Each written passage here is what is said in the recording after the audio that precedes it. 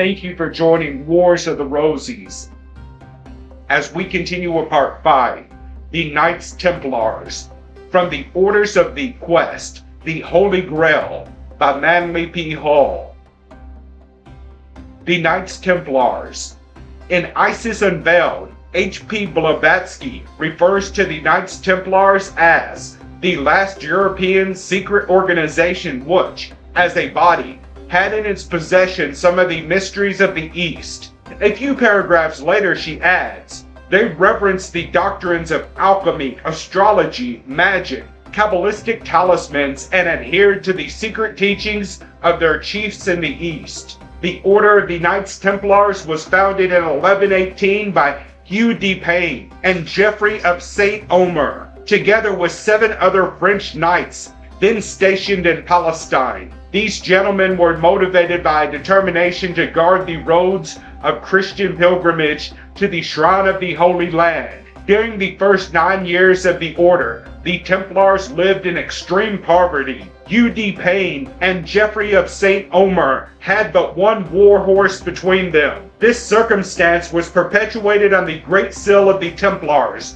which consisted of 2 knights seated on one charger. The influence of the order increased rapidly, for it appealed to the conceptions of chivalry, which dominated the minds of the time. In 1128, the Council of Thrau generously acknowledged its motives and principles, and St. Bernard prepared a code for spiritual and temporal guidance of the knights. Seal of the Knights Templars. Pope Honorius confirmed the Order of the Temple and appointed a white mantle as the distinguishing habit. Later, Eugenius III added a red cross to be worn affixed to the breast. They also had a banner made of stripes of red and black cloth. The members were bound by severe obligations. They took vows of poverty, ate only the coarsest of foods, and were denied the simplest of pleasures, even those of the hunt. When not warning against the enemies of Christ and the Church, they lived in monastic seclusion in the various houses of retreat, which had been assigned to them. Here they divided their attentions between such religious activities as prayer and penance, and such practical concerns as furbishing their armor and mending their clothes. They were forbidden the common military recreation of gambling and could not even play chess. Candidates for initiation gave all their property and personal goods to the order. Thus, while each was individually poor, the body as a whole became enormously rich. The principal officer of the Templars was the Grand Master, and as the worldly estates of the body increased, he ranked as a prince at all the courts of Europe. Each new member took vows of chastity and obedience.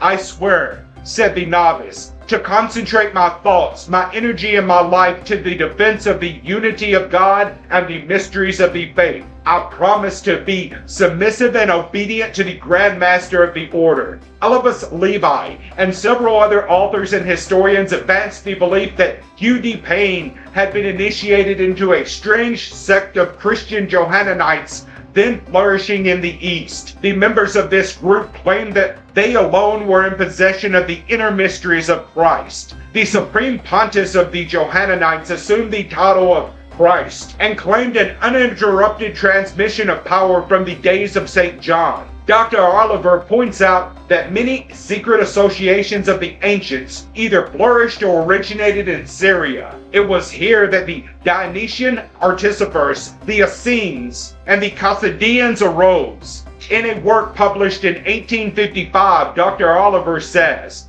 "We are assured that, notwithstanding the unfavorable conditions of the province, there exists at this day on Mount Libanus one of these Syriac fraternities. As the Order of the Templars, therefore, was originally formed in Syria and existed there for a considerable time, it will be no improbable supposition that they received their Masonic knowledge from the lodges in that quarter. But we are fortunately in this case not left to conjecture, for we are expressly informed by a foreign author who was well acquainted with the history and customs of Syria that the Knights Templars were actually members of the Syriac fraternities." to understand the forces operating behind the Knights Templars, it is necessary to examine the doctrines of the Johannite order of Oriental Christians. They seem to have derived inspiration from the Nazarenes and certain Gnostic sects that denied the divinity of Christ but acknowledged Jesus to be a great and holy prophet. They rejected utterly the Immaculate Conception and other cardinal tenets of the Western Church.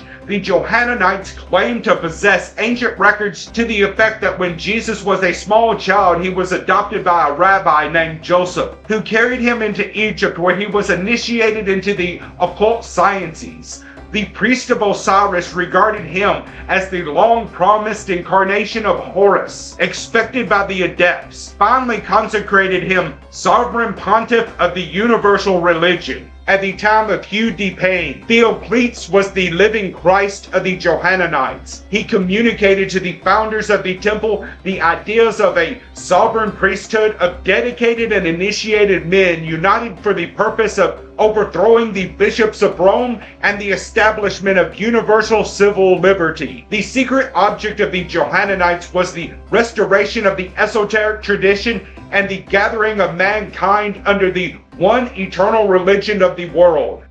Thus, from the beginning, the Knights of the Templars served two doctrines. One was concealed from all except the leaders and certain trusted members. The other, publicly stated and practiced for the sake of appearances, conformed with the regulations of the Church. Although some opponents declared that the Templars were seeking to dominate European civilization and establish their own sovereignty over both church and state, like the Teutonic Knights of Persia or the Hospitallers of Malta, these accusations reveal a complete ignorance of the secret philosophy of the temple. Historians have pointed out that these knights disturbed the kingdom of Palestine by their rivalry with the Hospitallers, concluded leagues with the infidels, made war upon Cyprus and Antioch, dethroned the king of Jerusalem, Henry II, devastated Greece and Thrace, refused to contribute to the ransom of St. Louis, and declared for Aragon against Anjou, an unpardonable crime in the eyes of France. Nothing is said, however, of the corruption that flourished among the institutions which the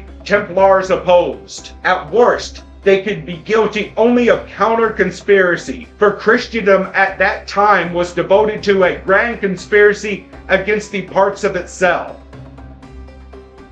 Jacques de Molay, the last Grand Master of the Knights Templars. Jacques de Molay, the last Grand Master of the Temple, was elected in 1297. Historians agree that this French knight was a man of noble character and conducted himself in an estimable manner throughout the difficult and tragic years of his rulership. Writers with various personal attitudes have advanced several explanations for the circumstances which led to the persecution and destruction of the Order of the Temple. When all the elements of the story have been examined, it appears that their greater crimes were those of being wealthy and powerful. The French king, Philip the Fair, and the Roman Pope, Clement V, were resolved to destroy the Knights Templar and divide the treasures of the order between themselves. The persecution of the Templars, thinly veiled under ecclesiastical and secular trials and convictions, extended over a period of approximately 6 years, and Jacques de Molay was imprisoned 5.5 years before his execution. During this time, the Grand Master, together with most of his officers and more prominent knights, were subjected to indescribable tortures. Many died of pain and exhaustion, and some, unable to endure further suffering, confessed to crimes with which they had been charged. A number of these, however, later retracted their confessions and died gallantly, rather than to perjure their immortal souls to preserve their bodies. Typical of the means employed to destroy the temple is the manner in which the first charges were made. 2 criminals, both former Templars who had been expelled from the order for heresy and other offenses, were languishing in prison. These men, to obtain their own liberation, resolved to accuse the Templars of monstrous offenses against the church and state. According to their charges, the order denied Christ, the Virgin and the saints practiced idolatry, cannibalism, witchcraft, debaucheries, and abominations. The two miserable men were released from prison as a reward for their lies, but they gained little from their liberty. One was afterward hanged and the other beheaded. It was upon such perjured testimony that the most magnificent order of chivalry was reduced to ashes. De Molay must have realized from the beginning of the elaborate series of trials that justice had no place in the procedures. The order was doomed from the beginning, and on the 18th of March 1314 he stood before the Cardinal of Alba and heard the sentence of perpetual imprisonment. When the Cardinal began a detailed account of the guilt of the Templars based upon confessions obtained by torture, the Grand Master interrupted with a sweeping denial. I know the punishments which have been inflicted on all the knights who had the courage to revoke a similar confession, but the dreadful spectacle which is presented to me is not able to make me confirm one lie by another. The life offered to me on such infamous terms I abandoned without regard. The commissioners were confounded, for they believed that torture and imprisonment had broken the spirit of the Templars. Guy, the Grand Preceptor of the Temple, then spoke, echoing the sentiments of the Grand Master. When King Philip learned the course that events were taking, his rage knew no bounds, and, without even recourse to the procedure of the ecclesiastical court, he decreed that the knights should be immediately burned at the stake. The following day, according to some authorities, late the same night, the Grand Master and the Grand Preceptor were brought to a small island in the river Seine, opposite the King's Garden, and chained to posts, around which had been heaped a quantity of charcoal. The fuel had been arranged to burn slow, so that the condemned men would suffer the maximum pain and distress. After the fires had been lighted, De Molay addressed the huge assemblage with these prophetic words: France will remember our last moments. We die innocent. The decree that condemns us is an unjust decree, but in heaven there is an august tribunal to which the weak never appeal in vain. To that tribunal within 40 days I summon the Roman pontiff. O Philip, my king, I pardon thee in vain, for thy life is condemned at the tribunal of God. Within a year I await thee. The pontiff was stricken by an obscure ailment and actually died on the 19th of the following month. The church in which his body was placed took fire, and the corpse was half consumed. King Philip, before the year had elapsed, also departed from this world in misery and great pain. Most of the active persecutors of the order perished by premature or violent deaths, events which caused widespread consternation. There is a legend held by some authorities and rejected by others that in 1314 Jacques de Molay, realizing that his end was near, appointed Johannes Marcus Lorminius to be his successor. It is pointed out that the election of Lorminius can be questioned because the order was unable to install him by the usual procedure, but extreme circumstances justified extreme measures, and the charter, bearing the signatures of the proper persons, is said to be still preserved in Paris. Levi gives a slightly different account. According to him, De Molay organized and instituted occult masonry.